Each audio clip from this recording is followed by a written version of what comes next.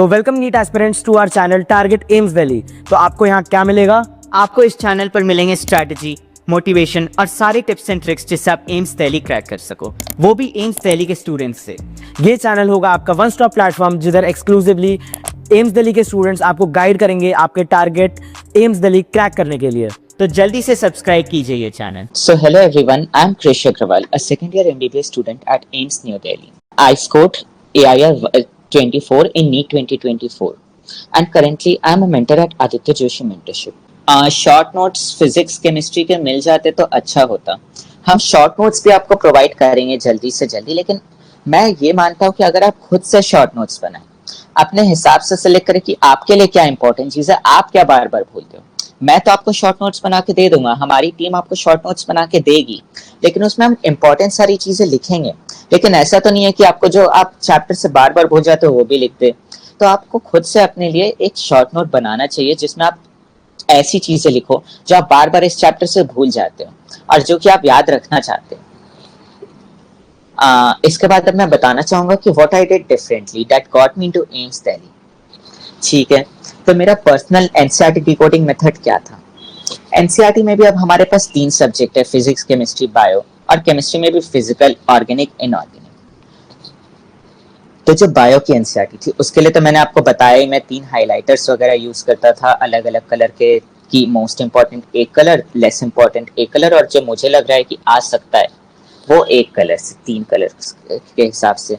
इसके अलावा पढ़ते पढ़ते जो कुछ इंपॉर्टेंट चीजें थी जो कि एनसीईआरटी में नहीं लिखी है लेकिन वो चीज इंपॉर्टेंट है, पीवाईक्यू वगैरह में आई है, वो मैं साइड में लिख देता था। हमेशा एनसीईआरटी पढ़ने के बीच में उस पैराग्राफ से क्वेश्चंस बनाता था।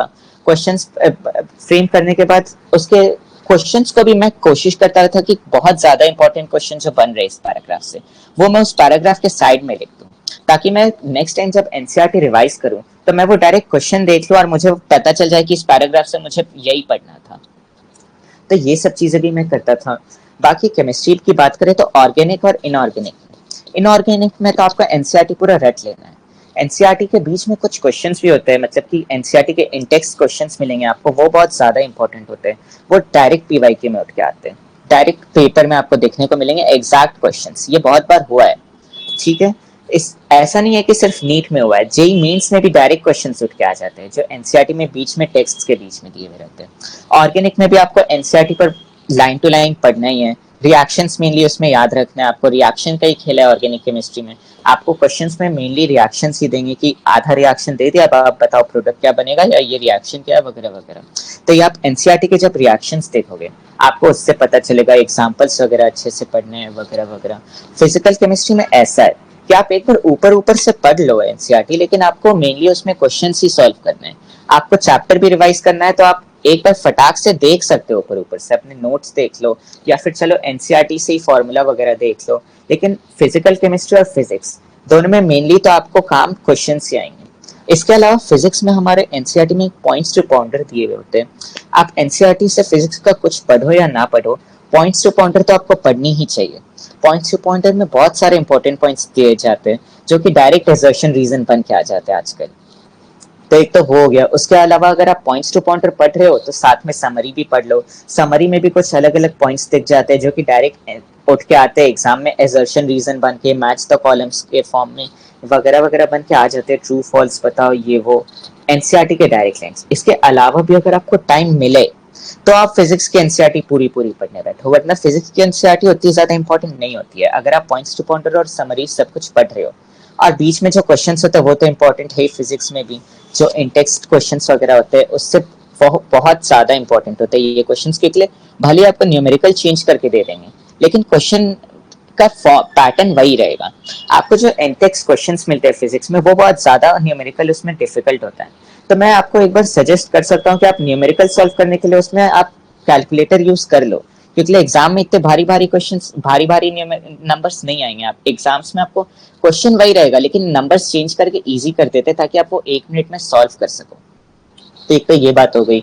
इसके अलावा मैं कैसे ट्रैक करता था अपने वीक टॉपिक्स डेली को, तो मैंने आपको बताया जो मेरे टॉपिक्स वीक थे मैं ऐसी कोशिश करता था कि मैं जब डेली का काम कर लूं तो उसके बाद मैं वो वीक टॉपिक को एक बार जल्दी से देख लूं। मैं शॉर्ट नोट्स भी आपको बताया कि मैं जो बार बार भूल जाता था वो मैं अपने शॉर्ट नोट्स में लिख लेता था, ताकि मैं एक पेज में देख सकूं कि ये चीज मैं भूल रहा हूँ, ये मेरे टॉपिक्स वीक है, मुझे ये अभी पढ़ना है। एक बार में मेरा 10 मिनट में वो वाला पार्ट उस चैप्टर से खत्म हो जाता था। तो इससे भी मुझे काफी हेल्प मिली थी। अब इसके बाद डायग्राम्स और फ्लो चार्ट्स रिवाइज करने का क्या सीक्रेट तरीका है? आप जब भी डायग्राम्स और फ्लो चार्ट्स पढ़ रहे हो, सबसे पहली बात तो आप अगर आपको बहुत बड़ा पैराग्राफ दिख रहा है और आपको लगता है कि आप इससे फ्लो चार्ट वगैरह बना सकते हो, तो आप उससे फ्लो चार्ट बनाओ, ताकि आपको जल्दी याद हो सके। एक तो आप लिखोगे भी फ्लो चार्ट बनाने के लिए, तो उससे तो आपको याद होगा ही, ऊपर से नेक्स्ट टाइम आप जब भी रिवाइज करोगे तो फ्लो चार्ट से रिवाइज करना ईजी होता है। आप बहुत सारे लाइंस कट कर सकते हो बीच से, जो कि बहुत ज्यादा नॉन इम्पॉर्टेंट थिंग होते हैं। तो एक तो ये होता है। और अगर आप फ्लो चार्ट्स वगैरह से रिवाइज करते हो तो आपको की पॉइंट्स भी याद रहते हैं।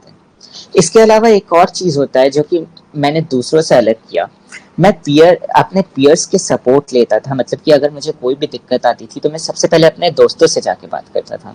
अगर मुझे कोई भी डाउट आता था तो मैं अपने दोस्त से पहले पूछता था कि अरे यार ये क्वेश्चन कैसे होगा, मुझे ये समझ नहीं आ रहा, मुझे ये समझा दे। ऐसा नहीं कि मैं डायरेक्ट टीचर के पास चल जाता था, इसलिए टीचर भी आपका ऐसा नहीं है टीचर नहीं समझाएंगे, टीचर समझाएंगे, लेकिन आपको दोस्त जितने अच्छे से समझा पाएगा और आप दोस्त से जितना बिना संकोच के पूछ पाओगे उतना आप टीचर से बार बार नहीं पूछ पाओगे।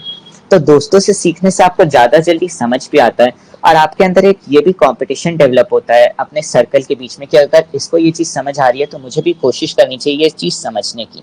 और अगर अगर आप एक अपने ग्रुप में ही कंपटीशन, थोड़ा सा ऐसा नहीं कि बहुत टॉक्सिक कंपटीशन क्रिएट करो कि उसके मार्क्स ज्यादा क्यों आ रहे हैं, आपको ऐसा कंपटीशन क्रिएट करना है अपने दोस्तों से कि अगर इसके इतने मार्क्स आ रहे हैं तो मेरे भी आने चाहिए। तो आपको उस हिसाब से अपनी पढ़ाई करनी है।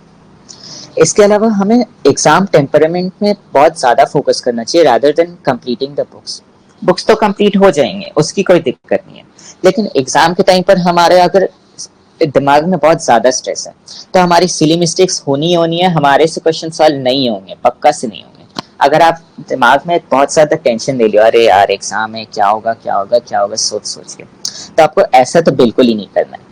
आपको एग्जाम में एकदम पीसफुली जाना है, और ये तभी होगा जब आप बहुत सारे मॉक्स दे रहे हो। बहुत एग्जाम सेंटर्स में ऐसा भी होता है कि वहाँ पंखा नहीं है, लाइट नहीं है, बहुत बार ऐसा न्यूज में आया है, आपको भी पता है। तो इसलिए मेरी स्ट्रैटेजी यही होती थी कि मैं जब लास्ट में नीट के 1-2 महीने पहले से मॉक देता था, तो अगर मैं हॉस्टल में बैठ के मॉक देता था, मैं अपने रूम का पंखा ऑफ कर लेता था, कभी कभी लाइट भी ऑफ कर लेता था, ताकि मैं सिर्फ सूरज की रोशनी में, वो खिड़की से जो रोशनी आ रही है सिर्फ उसमें भी एग्जाम दे सकूं। तो ये सब चीजें मैं करता था ताकि मैं अपने आप को अडेप्ट कर सकूं, क्योंकि अगर आप अपने आप को एक महीने पहले से अडेप्ट नहीं करोगे ऐसे, तो आपको नीट एग्जाम में अगर जाके आपको टूटा फूटा बेंच मिला, आपको पंखा बीच में इलेक्ट्रिसिटी चल गई वगैरह वगैरह, तो आपको बहुत ज्यादा दिक्कत होगी। एक ये मेन पॉइंट था।